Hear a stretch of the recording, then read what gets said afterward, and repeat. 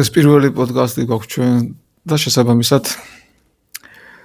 ცოტა ხელვის მომენტიც არის, მაგრამ დარწმუნებული ვარ გავართმევ თავს, იმიტომ რომ მნიშვნელოვანი საკითხებზე გვინდა საუბარი, ისეთ საკითხებზე და შეგრძნებებზე, რომელიც საზოგადოებას აინტერესებს, რაც ეხება ხელოვნებას, გიო და რატომ ახლა?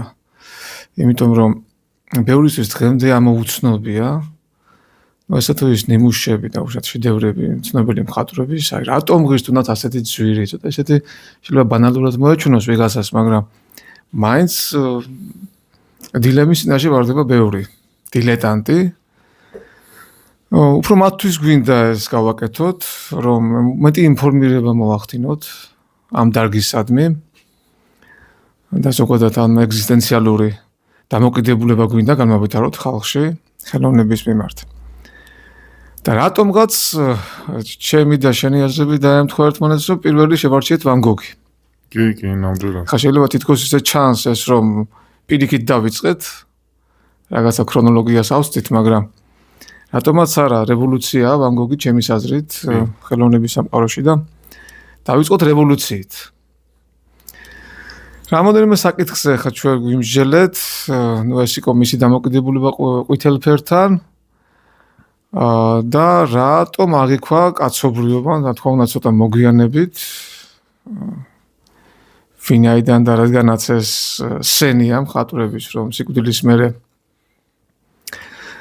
ხდება მათი წარმოჩენა და ცნობადობა, ამას ვერ ავწდებით, ეს დაავადებაა ამ სფეროში. და ზოგადად ვისაუბროთ ამ ფენომენზე, როგორც ვან გოგის, ისე მის დამოკიდებულება სამყაროსადმი.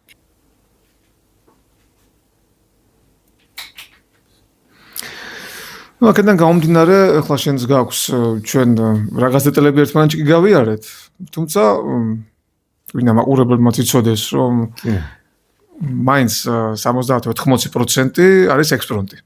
რაც ახლა მოგვივა აზრად, საუბრობთ ჩვენ შეგრძნებებზე, დამოკიდებულებებზე, ყოველგვარი ცოტა შორის ეს სტერეოტიპიც გვინდა დავანგრიოთ საზოგადოებაში, რომ რაღაც აკადემიური კუთხით უნდა წავიყვანოთ და რაც ვიცით და რაც წერია, იმაზე უნდა ვისაუბროთ. ეს ჩემის აზრით არ არის. არ პასუხობს დღევანდელ საზოგადოებას, ჩვენ თავისუფალ საზოგადოებაში ცხოვრობთ და ადამიანებს სჭირდებათ უფრო ფართო ასპარეზი და გავშალოთ ეს სიღრმეები და უფრო ფართო გაგება მივცეთ ხელოვნების ამ სფეროს, რასაც ქვია ხელოვნებათმცოდნეობა. კი, ნამდვილად.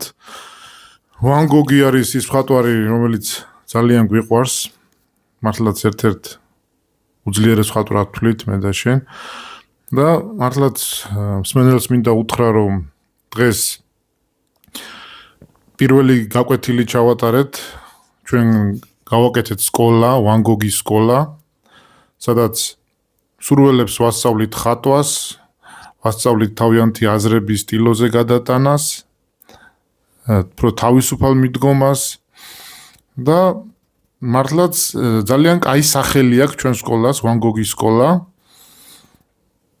ესეთი კითხვა რომ დავსვათ, აი რატო მაინდა-მაინც ვან გოგი, რატო დავარქვით ამ სკოლას ვან გოგის სკოლა?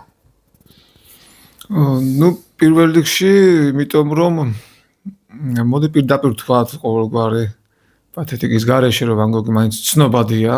კი. აი ყველას მოყვარულს თუ სპეციალისტს თუ ასე შემდეგ, ყველა მიცის და სმენია მაინც ეს. ჯერ პიკასოზე ვიფიქრეთ მე და შენ, მაგრამ პიკასო რაღაცა პიროვნულად და მისი მსოფლმხედველობა ცოტა ჩემთვის რაღაცა მიუღებელი არის, იქიდან გამომდინარე რომ ვიცნობ მას და მის შემოქმედებას და არ ჯდება რაღაც ჩემს პიროვნებაში მის ფენომენი. როგორც ჰუმანიზმი, უფრო ჰუმანიზმისკენ ვიხრები და ეს ცოტა ხისტი იყო დამოკიდებულები და რაღაცნაირად ვერ მოდის ჩემთან და ახლობით შენც ეგრე აგიქვი და თან მისი შემოქმედება უფრო მოდერნიზმია, უფრო სხვა კუთხით შეიძლება ამაზე მსჯელობა, თუმცა შევეხებით მის შემოქმედებასაც. მაგრამ ვან გოგი არის უფრო ჩვენი რა. კი, ნამდვილად. ჰუმანური, ფსიქოლოგიური, ძალიან ღრმა, რელიგიური. კი, მისი დამოკიდებულება ზოგადად რელიგიის მიმართ, ეს ცალკე თემაა ზოგადად თეოლოგია მის ცხოვრებაში. და ამავდროულად ფერი რა, ფერი უკვე ყველაფერზე მეტყოლებს და რაღაც ავტომატურად ეხლა ჩვენ მართლა გადავედით იმ საკითხზე, საიდანაც გვინდოდა დაწყება ფერი, ხო, ყვითელი. ხო, რატო მაინდა-მაინც ყვითელი? ხო, რატო წამოწია ასე ვან გოგმა ეს ფერი? ეს იყო გავლენა თავისი კოლეგების პარიზში თუ თვითონ აირჩია ეს ფერი თავისი ფსიქოლოგიური პორტრეტიდან გამომდინარე? ხო, ბევრი მოსაზრება არსებობს, ბევრი მითიც არის ამასთან დაკავშირებით. ნუ შევეხებით ახლა ჩვენ ბუნებრივია ეს არ არის ესეთი მომენტი, რომ რაღაცა არის აქსიომა, რაღაცა წერია, მაგრამ მე ჩემს პირად შეხედულებას მოგახსენებ და ამავდროულად მასში გაურევ იმას, რაც ამიკითხავს და ვიცი. ნუ ყვითელი ფერი ჯერ დავიწყებ მითიდან. ყველასთვის ცნობილია განსაკუთრებით სპეციალისტებისთვის, რომ ექიმი გაშესთან მეგობრობდა ეს კაცი ძალიან დაინტერესებული იყო, მასთან ერთად ხატავდა კიდეც. და უცნაური იყო. და აღფრთოვანებული ექიმი და პაციენტი ერთად. ხო, რაღაცა თითქოს თან მკურნალობდა მას, რაღაცა. როგორც ცნობილია, ვან გოგს ეპილეფსია სჭირდა. და რაღაც წამლებს ასმევდა, რაღაც სცენარიულ წამლებს, რაღაცა ასეთ წერია. არაერთ წყაროში და როგორც ჩანს ეს წამლები, რაღაც სცენარიულ წამლები იყო. გავლენას ახდენდა მის თვალის ბადურაზე და ეს ყველაფერს რაღაცა ყვითელი ფერის მოჭარბებული მასი იწევდა მის ამ ხედველობაში და ყველაფერს ხედავდა რაღაცა მოყვითალო ფერებში.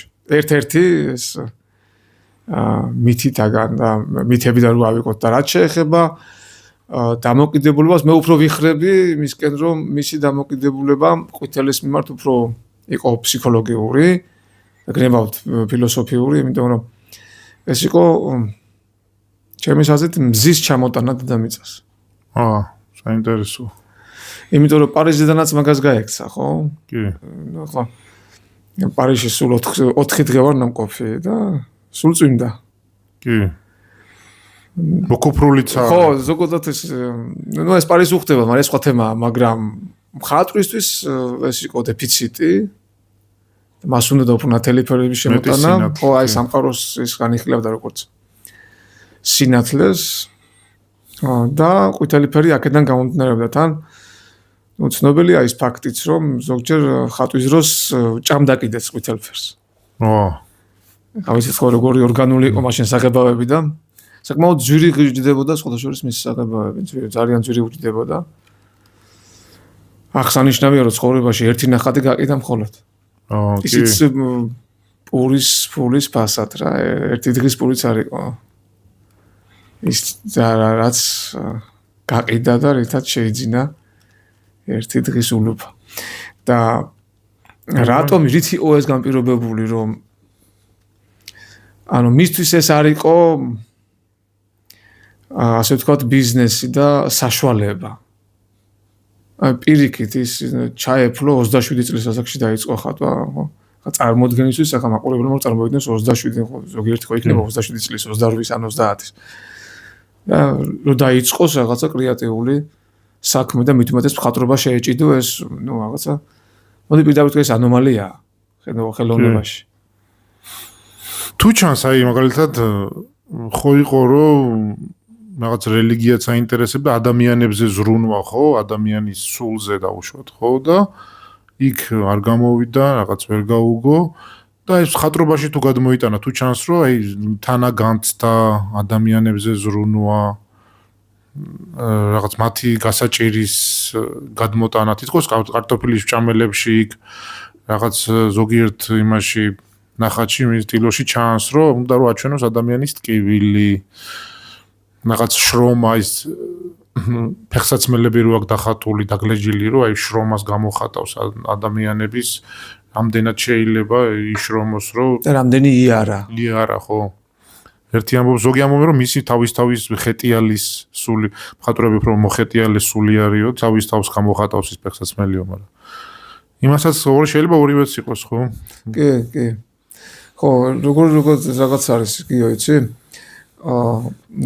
მოდი აი ეს ყვითელ ფერს კიდე შევეხოთ ყვითელი მაგალითად აი ზესუმზირები ავიღოთ რა დღემდე მაგათ ჩემი ბავშვები, მაგალითად სკოლის მოსწავლეები, სტუდენტები სულ ამაზე ტრიალებთ ხომ და ვსაუბრობთ ბევრჯერ მისვამენ რა 100 მილიონზე მეტი ხო თუ არ ვცდები და ვიღაც კოლექციონერმა შეიძინა. რა არის ამ ნახატში ასეთი განსაკუთრებული? ყვითელის გრადაცია, ტონალობები. ჰარმონია ყვითელიდან ყვითელამდე. ჰარმონია სიტყვა რა არის რა? ორ დაპირისპირებულ მხარეებს შორის წინააღმდეგობის მოშლა. ოხრა სხვა არის, ოხრა ესე რა ფერი, ქართულად რა ოხრას ფერი რა ფერია დაუშვათ, როგორ შეიძლება ითქვას? ხო, ყვითელი, დაბინძურებული ყვითელი რა თითქოს. ხო. მიწისფერი რო აქვს ხო, სადღაც უფრო მიწიერია, ხო. ანუ ოხრაც არის მან და ყვითელის ძალიან ბევრი ფერია გამოყენებული. განსაკუთრებულება პრინციპში ამაშია. როგორც ზემოთ აღნიშნა, თუნდაც რატომ ზესუმზირები, თითქოს მზე დედამიწაზე. აჰა. ასეთ შეიძლება მივცეთ რაღაცა დატვირთვა ამ ნახატს. და ეს ზოგი ფოთოლი რომ მზე დააქვს ამ ზესუმზირას ზოგი რომ დამჭკნარა, თითქოს ფელი ცხოვრებაა. აჰა. კი. როგორც გამონათება მის ცხოვრებაში, აი ჩვენ ცხოვრებაშიც ზოგი მის დაჭკნარებს. ისე აი ცუდი მომენტები, ეს ყველაფერი, მაგრამ მაინც მზეა რა. ახლა მაგხსენდება თუ არ ვცდები სოკრატეს რა თქვა, ყველა ადამიანში მზეა, ოღონდ აცადეთ რომ ანათოს. და ეს მომენტი, ფაქტობრივად მისი თავი არის აქ, მისი შეგრძნებები, მისი დამოკიდებულება სამყაროსადმი, ცხოვრებისადმი. ზესუმზირებში მე პირადად ვხედავ ამას. ცხოვრებას ვხედავ. ყვითელიდან ყვითელამდე. და თუ იმას ის დაემატება ახლა ეს მეცნიერული ის რომ ადამიანს შეუძლია 300,000 ფერის აღქმა. საოცარი. ადამიანის თვალს. და ამ ზესუმზირებში აი გასაოცარია პირდაპირ. აი დღემდე აფრთოვანებული ვარ რომ ასობით ყვითელი მაქვს დანახული. მე პირადად. ახლა საერთოდ კი არ დამითვლია, მაგრამ აი თვალის აღქმით აი მე ვგრძნობ რომ მაგ ზესუმზირებზე მსმენია რომ როდესაც ის იყო აქ სამხრეთ საფრანგეთში სტუმრად ჩამოვიდა მასთან გოგენი და უნდა დარჩენილიყო და ოთახში სადაც ის დააბინავა ზესუმზირები დაუკიდა თავისი ეს ნახატი და ამ გოგენმა გაუკრიტიკა თურმე რომ რაღაც არ მოეწონა რა ეს საკეთ თემაა მათი ურთიერთობა მაგრამ ვერ ხედავდნენ ზოგიერთი მაშინ რა გოგენი მერე გაიზარდა უფრო გოგენი არ იყო ეს პროფესიონალი მხატვარი ის თვითნასწავლი იყო ის და ხო ეგ ცნობილი ფაქტია რომ თითქოს მის დასახვედრად შეაგება თითქოს ეს ნახატი ძალიან ღრმა იყო მისთვის და თითქოს გოგენმა ეს ვერ დაინახა ის შეგრძნებები და პრინციპში ძირითადად ამაზე მოდიოდათ ხოლმე მათკამათი. სხვადასხვა გიო ეს ძალიან უცნაური რაღაცაა რა რომ მეფიქრება ზოგჯერ რა. ერთმანეთი უყვარდათ და მათ ხელწრას თუ დააკვირდები არის ეს მომენტი. რაღაცით გვანან ერთად. როგორაა კი ფერები ისენ ძალიან მაგრამ სულ კამათობდნენ. აჰა. სულ მეფიქრება აი შეიძლება თუ არა აი როგორი აი მეგობართან ასეთი აი ვერც ერთი საღად მოაზროვნე ადამიანი ვერ გაუძლებს ალბათ ასეთ მეგობრობას და საბოლოოდ დაუსვავს წერტილს.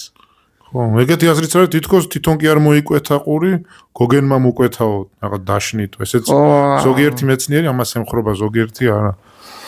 ხო, ესეც მეგობრული ამან თავის თავზე აიღო, რომ მეგობარი არ აჩაუშვა, ესეც აფექტურ მდგომარეობაშიო შემთხვევით ჩამოკვეთაო რაღაც ერთ-ერთი შეკამათების დროს. მაგრამ მაინც ჩანს მაგათი მეგობრობა გინდაც ისე იყოს და გინდაც ეს ფაქტიურად თავის თავზე აიღო. ხო, ჩემი აზრით მათ მაინც აკავშირებდათ ხელოვნება რა. კი. თორემ მენტალურად აშკარაა რომ ძალიან დიდი სხვაობა იყო მათ შორის და რაც შეეხება ხა ყურის ამბავს ერთი მოსაზრება არსებობს ცოტა უცნაური მაგრამ მაინც უნდა ითქვას ალბათ ესეც რომ აი ტორიადორები რო არიან ეს ხარების ეს იყო რაღაც პერიოდი რომ რამდენიმეჯერ იყო ნამყოფი ამ პროცესიას დაესწრო რა და მაშინ იყო ასეთი ვერსია არის არსებობს ასეთი ვერსია რომ თავიდან ტორეადორები ეს დამარცხებულ ხარს ყურს აჭრიდნენ. და თითქოს გოგენმა, ვან გოგმა როცა ყური მოიჭრა, ამით აღიარა დამარცხება. გოგენთან ასეთი მოსაზრება. ეხლა მე ნაკლებად ვფიქრობ, რომ რაღაცა ემყარებათ რაღაცა შეიძლება ნამდვილ ამბავს, მაგრამ ხელოვნება ისეთ ფართომცნება, ყველაფერზე შეიძლება იმსჯელო და რაღაც დასკვები დადო და ნახა ეს ჩემი ნათქვამი და გამოგონილი არ არის, არსებობს მოსაზრება, რომელსაც მე ახლა ვაჟღერებ. და ერთ-ერთი იყო მარცხის აღიარება. მარცხი როგორც პიროვნული, მაგრამ მე მაინც ვფიქრობ, რომ ვან გოგი გაცილებით დიდია ვიდრე გოგენი ხა ეს ისეთი კი გეთანხმება. საკამათო რო არ გავხადოთ, ჩემთვის დავიტოვებ ამას. ვარსკვლავებიანი ღამე ნახატი შექმნა, როგორც ვიცი, მაშინ კურნალობდა ფსიქიატრიულში იყო და ამ ნახატის დახატვა მოუნდა და ფაქტიურად რა გააკეთა, რომ თელ ნახატში ჩანს როგორ მოძრაობს ჰაერი, ხო? ჰაერის მოძრაობა მიწასთან ერთად თითქოს ეს ყველაფერი ჰარმონიაშია. ხეები, ღრუბლები. თვითონ ამბობდა, რომ როცა ვხატავო, ამიტომ მარადიულობას ვეხებიო. რაღაც ისეც რაც ადამიანს ჭირდება, ხო? და მაგალითად მისთვის როგორ ფიქრობ, ცოტა სხვანაირი ცხოვრება რო ქონოდა, უფრო დალაგებული, უფრო რაღაცა სტაბილური, რაღაცა ყველაფერი რო ხელს გიწყობს თქვა თავუშვათ, როგორ რაღაცა დიდარი ოჯახის შვილი რო ახარ, ესე დახატავდა ესეთი გზნობით, თუ ეს მისი ტრაუმული ცხოვრება ხელი შეუწყო, რომ ესეთი გზნობიარე ნახატი, ანუ ესეთი ტილოზე გადაეტანა თავისი ემოცია. ხო, ზოგადად გენიალურობა ადამიანში, ხო, კაცობრიობა რაც არსებობს, ეგრეა რა. გენიალური ადამიანები არიან უმცირესობაში. ერთ-ერთი მოსწავლე მეუბნება მაღალ კლასში, მე-10 კლასელი რომ გენიოსი რით განსხვავდება ჩვეულებრივი ადამიანისაგან, გარდა იმისა, რომ არის ფენომენალური მისი ნიჭით და იმით. ძირითადი სხვაობა. ჩემის აზრით ერთ-ერთი ფაქტორი არის, რომ ისინი უსწრებენ დროს. პირობითად ვან გოგის შემთხვევაში, რადგან შენ ვარსკვლავებიანი ღამე ახსენე. ვან გოგი როგორ ხატავდა ახლა ვარსკვლავს, რაღაც სპირალური ფორმა ჰქონდა. კი. და შესაძლოა ხატვის პროცესში ყველა ნახა გამოვლელი ვინც ნახულობდა, ყველას რაღაცნაირად იყო მეუღებლობა ახლა. ზოგადად ადამიანი მიდრეკილი ვარ ჩვენ რეალიზმისკენ. და რაც რეალურს გავს, ის უფრო იოლია ჩვენთვის და ის გონია რომ არის უფრო ოპტიმალური.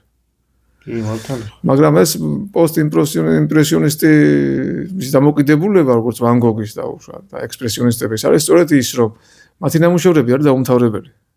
ტოვებს ყოველ შემთხვევაში ასეთ შთაბეჭდილებას. მაგალითად, ხო არის ესეთი შეგრძნება, რომ ესეთი აზრი, რომ თუ არ იტანჯეო, კაილექს ვერ დაწერო რა გალაქტიონს აქ ნათქვამი, რომ ტანჯვის ფასად მიჯდებაო და დოსტოევსკის მაგალითიც არის, ხო, კატორღის მერე დაბრუნდა, დაიწყო ძლიერი შექმნა რა ნაწარმოებების და ეს ტანჯვალი ცხოვრება და შემოქმედება, ეს ორი რამ. კი, ტანდემშია რა. საჭიროა. აშკარა, ტანდემში რაღაც არსებობს. არა, ეს ხელოვნურად კი არა, ეს ბუნებრივად ხდება რა. და ციხეშიც რამდენჯერ აქვსაკა ბოლტს დროს წემენ ეგ ნახატიც აქვს ციხის კამერაში. ხო. ვან გოგს ეგეც აქვს. და ზემოთ აღნიშნები, რომ ეს დაუმთავრებელი ნახატები რატომ, ანუ ნახულს უტოვებენ საშუალებას, რომ თავად დაასრულოს გონებაში ეს და ეს რამხელა თავისუფლება ამ ნახველისთვის რა. სხვადასხვა გიო ამასთან დაკავშირებით. ახლა ლურში ყველაზე ბევრი ხალხი ეგონება მიტინგი არის ეს. არის მონალიზასთან. მონალიზაც არ გადავდოთ ეს სხვა თემაა კიდე. სხვა განზომილება. კი. და მეორე გვერდით მუზეუმია კიდევ ვიყავით სახელწოდება დამავიწყდა. სადაც ყველაზე მეტი ხალხი იყო ეს იყო ვარსკვლავებიანი ღამე. საოცარი. ძალიან ეფექტურია რა. ახლა როცა რეპროდუქციას ხედავ წიგნებში ხატიან, ტელევიზორში უყურებ და რაღაცა ნუ ბავშვებსაც უყვართ, იცი? მოზარდებს ხა მე ვისთან შეხება მაქვს სტუდენტებს, რა თვალში რაღაცნაირად მოქმედებს რა, ეს ანარეკლები, ეს მისი დამოკიდებულება ამ ვარსკვლავების მიმართ და როგორ კი აფობენ ეს შავ ფონზე და რამდენი საღებავია იცი ამ ნახატზე. ეს ქლა დიდი მაზოკები უკაცრავ და რუსული მონასმები. ხო, აი დიდი მონასმები და აი დეფიციტი კი არა და აი გადაჭარბება იგრძნობა ფერების რა. აი წერა და წერა, დაადო და დაადო საღებავი რა. რა რელიეფივითაა ფაქტიურად რა. გასაგებია. და ამავდროულად ერთი საინტერესო ფაქტი ამასთან დაკავშირებით. აი როგორ ხედავდა რა.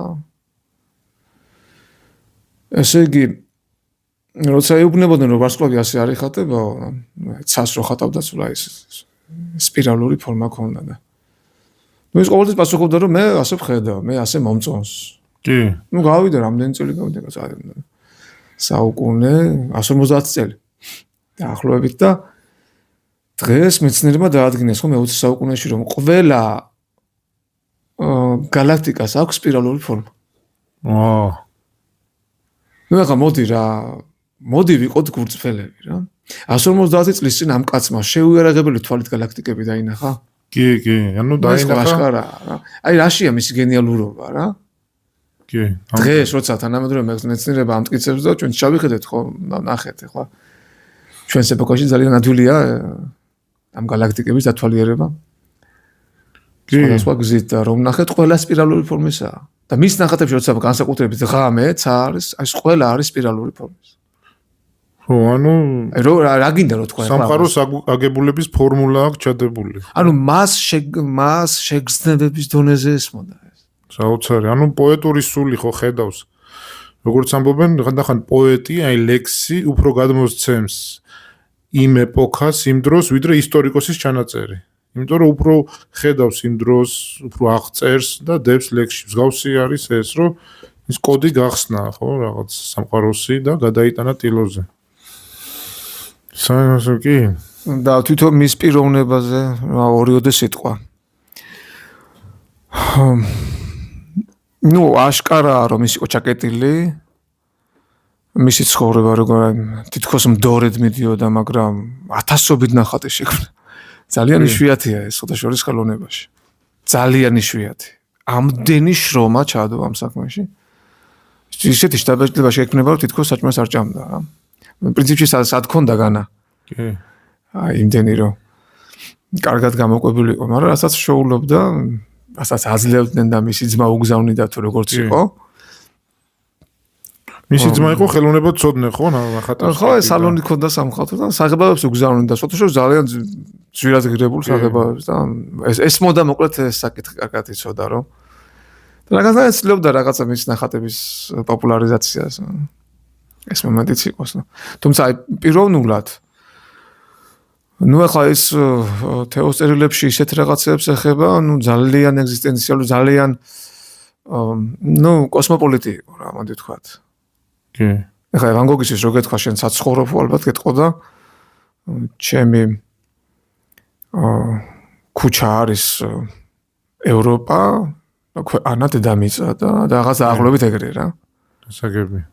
ნუ ცდილდებოდა ეს ადამიანურ შეგრძნებას და მიწიერობას ცდილდებოდა და ეს საიდან ჩანს რომ არა მარტო მისი ნახატებიდან ხა მის წერილებში როგორ არის რომ ერთხელ ერთმა დაუსვა შეკითხვა თურმე რომ ყველაზე კარგი მხატვარი ვინ არისო შენი აზრით და ლურში შადიოდა მიქელანჯელოს ლეონარდოს ნახატებს უყურებდა ეს იხატავდა და ნუ ყველა რაღაცა ელოდა რომ რაღაც იტყოდა ვიღაცა კლასიკოსებიდან რენესანსის ეპოქიდან აი შენი რა თქვა და შენი აზრით ამ წუთში აზრად ვინ მოგდის ვის იტყოდა მე ვიცი რომ რემბრანტი მოწონდაო რაღაც და ერთ-ერთი ფრანგი მხატვარი ნუ ახლა ეს კარავაჯისტები მოსწონდა მაგრამ გაგიკვირდებათ რა თქვა ვიზე თქვა ვინ თქვა იცი ყველაზე პიროსმანი არა რა პიროსმანი ქრისტეოგაც ჩვენ ფერებით ვხატავთო და მან სისხლით ახატავ. უბრალოდ გასაოცარი ის არის, რომ რა დონეზე ესმოდა კაცს გამოსყიდვის საკითხი რა. ეს არ გამაუგნებელი უბრალოდ რა. აი როგორ არ უნდა შეგიყვარდეს ახლა მითხრა. კი. საინტერესო. აი სისხლით დახატო. აი ეს კომენტარი ხომ მეტყულებს იმას, რომ ღრმა ფილოსოფიური და ესეთი რაღაცა ბმა ქონდა. ძალიან უყვარდა კითხვა როგორც ვიცი. კი, ნუ ის მასწავლებელიც იყო. ხო, პედაგოგი იყო, პედაგოგიურ საქმიანობას. ენებს ადვილად ისწავლობდა. ანუ მართლაც სოფხედველობა გაფართოებული ქონდა რა, ენებს ადვილად სწავლობდა. ცალკე ის მომენტი რომ დაუპირისპირდა იმ დროში გაბატონებულ აი რელიგიურ შეხედულებებს და ასე ვთქვათ სამღვდელოებას და დაუპირისპირდნენ რომ რატო ხადაგებდა ის რაღაცა დამოუკიდებლად. რაღაცა ლიცენზია მოთხოვეს რომ მაღაროელებისთვის ეკადაგა და ჩადიოდა იქ და ბიბლიას უკითხავდა ხალხს. ნუ რაღაცას რელიგია მაინც პირდაპირ კავშირშია რა ხელოვნებასთან. კი. ხელოვნება ხო აქედან მოდის პრინციპში ეს განვითარებული ხელობა. ადამიანის თვით გამოხატულება.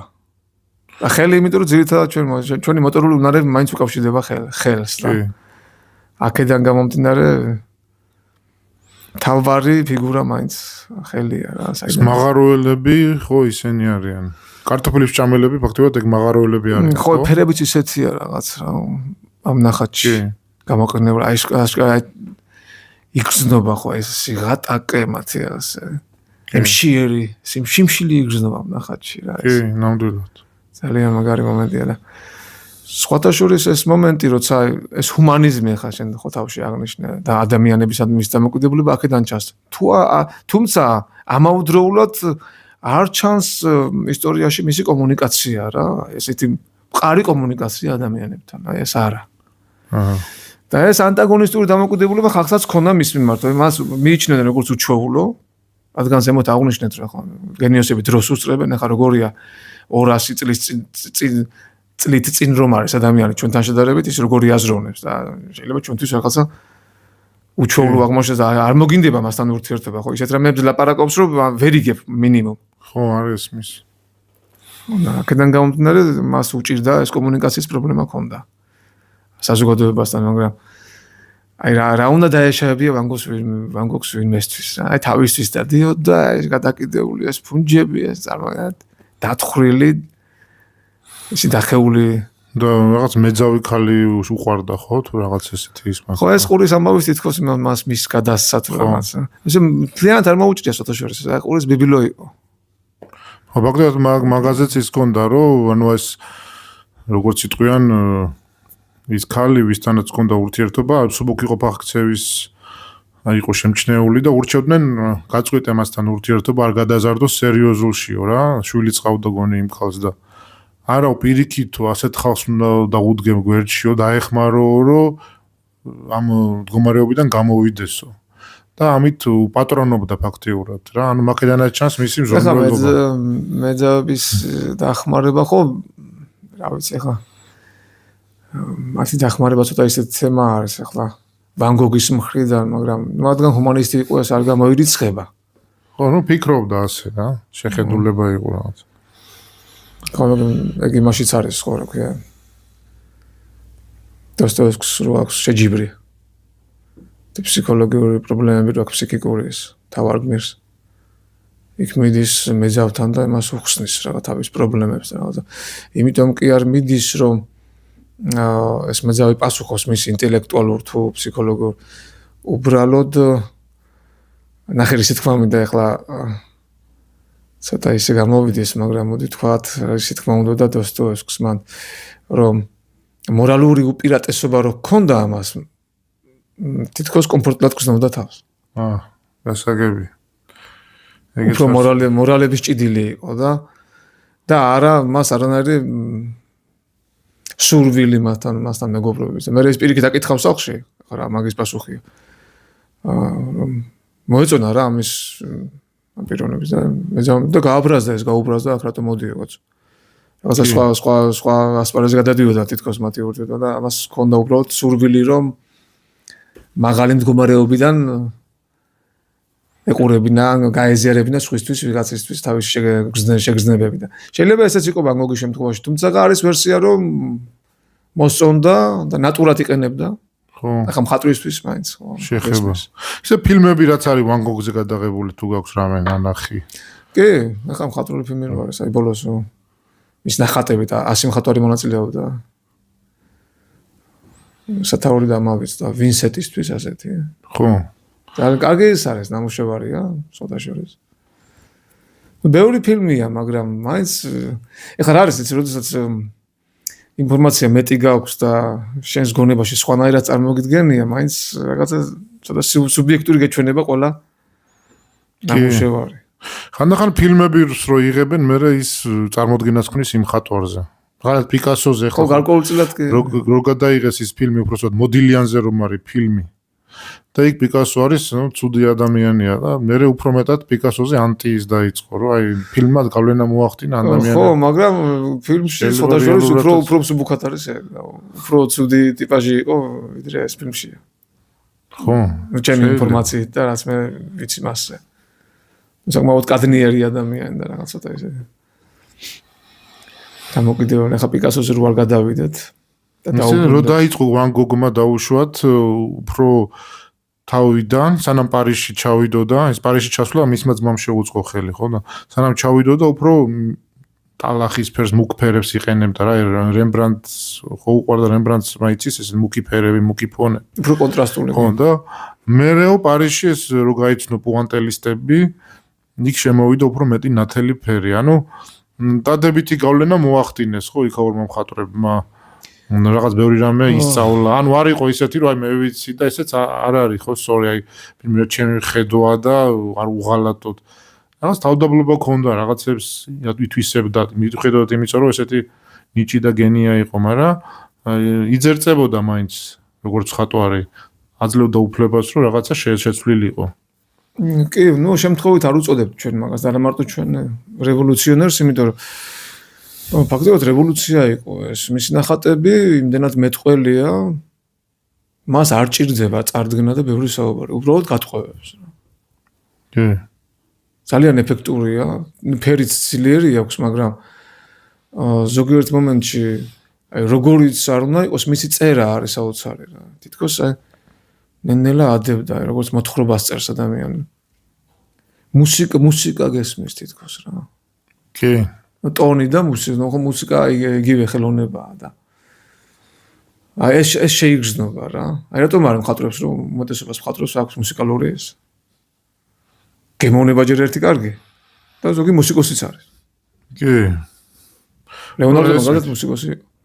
ზოგიერთი მწერალია მუსიკის დროს წერს და რეკომენდაციას უწევს კითხვას რომ იმავე მუსიკის დროს წაიკითხეთო რა. ანუ რა კოდმაც დააწერინა, იგივე იმი კოდის გასახსნელად იგივე კომპონენტს რეკომენდაციას უწევს, რომ აი ესა და ამ მუსიკის თანხლებით იკითხეთო და უფრო მეტ სიამოვნებას უფრო მეტად გაიგებთ. ეხლა რადგან შევეხეთ მაგ საკითხს. მუსიკის და ზოგადად ხმარო გესმის რა. ცოტა უცნაური რაღაცა მინდა ეხლა რაღაც უცბად გამახსენდა. ჩვენი დიდი ქართველი მოღვაწე უზნაძე. დიმიტრი უზნაძე საოცრებაა ეს კაცი ახლა. ამაზე ბევრს აღარ ვისაუბრებ. აი სოფლიოში აღიარებული ფსიქოლოგი ყავს. როგორც თეორეტიკოსი ის ერთ-ერთი საუკეთესოა სოფლიოში. და მან გააკეთა ჩაატარა ასეთი ცდა. სოფლიოს ქართველი მხატვრები, მაშინ ახალგაზრდები ეს ლადო გუდიაშვილი მონაწილეობდა, თვალსტები ელენე ახვლედიანი და სხვები. რა გააკეთა, იცი ფარდა იყო, ფარდის მიღმა მოყავდათ სხვადასხვა პროფესიის საქმიანობის მქონე ადამიანები და აძლევდა რაღაცა წიგნს, მოთხრობას და კითხულობდა. მან საუბრობდა რაღაც საკითხზე. როგორც რესპონდენტი. და ამ ფარდის მიღმა ესენი მხატვრები ვერ ხედავდნენ ამ ადამიანს. ეს ექსპერიმენტი იყო, უზნაძემ ჩაატარა ეს. და მისი იდეა იყო და ეს მხატვრები ხატავდნენ დაახლოებით აი როგორ წარმოედგინათ ხმით როგორ წარმოედგინათ ვინ იყო ფარდის მიღმა. რა საინტერესო. და გიო რა უცნაური რაღაცა ხდებოდა ისი. გამონაკლისის გარეშე. მე ეს ადამიანებმა რო ნახეს ეს ნახატები უმეტესობა გავდა კი და მაგალითად თავის ჩანაწერებში გუდიაშვილი ამბობდა რომ უბრალოდ გაუცებული ვარ რა თვითონ მხატვარი გაუცებული იყო ამ ექსპერიმენტით რომ აი ხმით წარმოიდგინა ადამიანი რა ხმა რამდენამეზე მეტყველებს ადამიანის ხმა რა და ახლა რატომ არის ტანდემში მხატვრობა და მუსიკა რატომ არის აი ხმა როცა გესმის რა ნახატი სხვანაირი გამოდის მithumetes მუსიკალურად რო გესმის ხმა და ეს დიდი ძალაა ძალიან საინტერესო ნუ ფაქტურად ხმა გიქმნის გარკვეულ წარმოადგენებს და მე მაგალითად უნივერსიტეტში რო სწავლობდი იქიდან სულ ჩართული ქონდა მუსიკა ზოგი ვერ ეგუება მოდით ესე ვთქვათ და ურჩევნია სულ მყუდროობაში შექმნას რაღაცა და ამას კიდე სხვა ახსნა აქვს კი რატომ არის ეს კარგი ახლა ისინი ასე ხსნიან პირადად ჩემთვის ხმა საოცარ ტანდემში მოდის ფერწერასთან მაგრამ აი ვან გოგზე მაგალითად მაგას ვერ ვიტყოდი რა ვან გოგი უფრო მარტოობა უფრო რაღაცა აი ხო უკვე არ გამოდიოდა რა მათი გოგენთან ურთიერთობა ვერა და ვერა აი ხო შეიძლება მაგალითად ერთად ეხატათ ერთად კი ამის მცდელობა მაგრამ ის სხვა განეძე იყო ეს კი პროტიპაჟი ეგეთი იყო მე მაგალითად უფრო იმპრესიონისტების ისინი მაგალითად ერთად გადიოდნენ რაღაცა ეს უფრო იქითკენ ვიხრები მე მენტალურად ხო სწორედ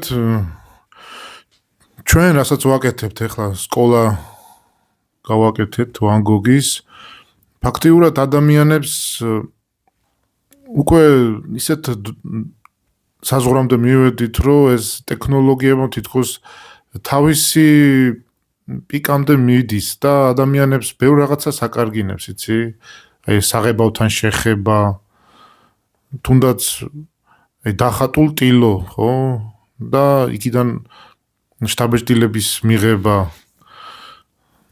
რას გვაძლევს აი რას მისცემს ადამიანს აი ჩვენ სკოლაში რომ მოვა კიდე ახალგაზრდას კიდე ბავშვს რას მისცემს რასაც სხვაგან ვერ მიიღებს შენი აზრით რას წაიღებს ჩვენი სკოლიდან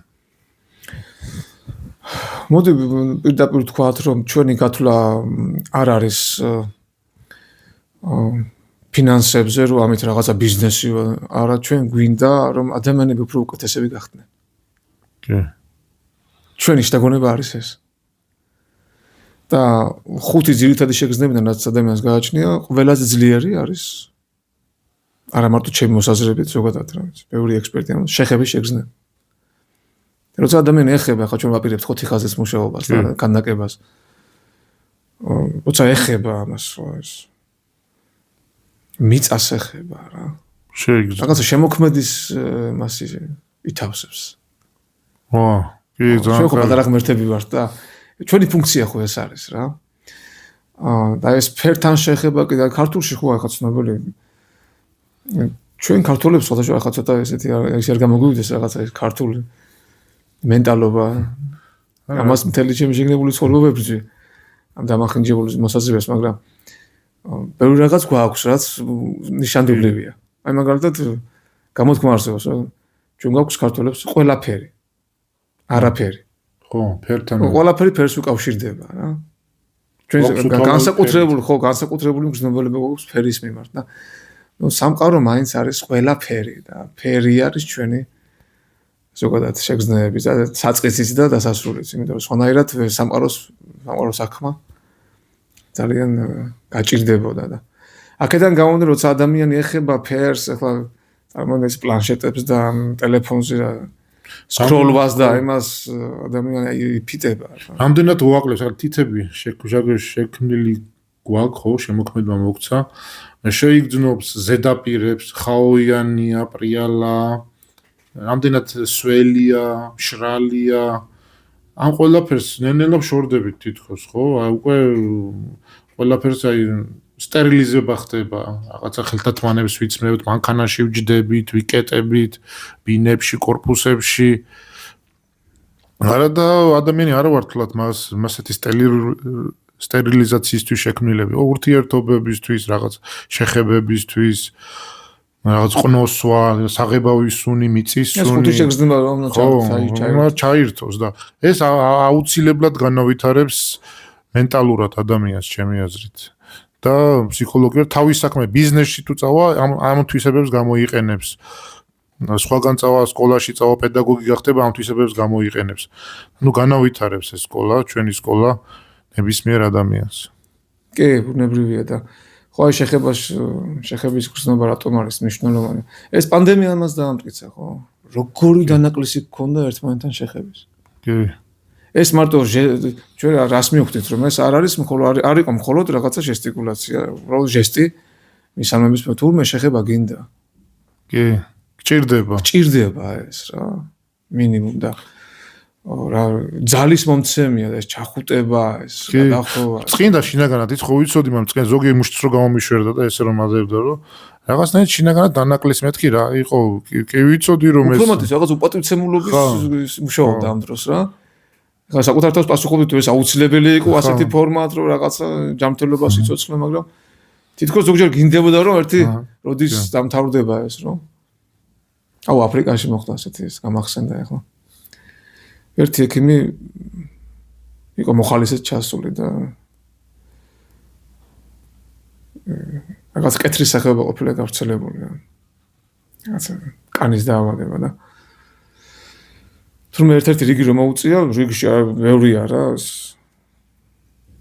აფრიკაში ეს პაციენტები და ევროპიდან იყო ჩასული. თავის ჩანაწერებში ყვება ეს წავიკითხე.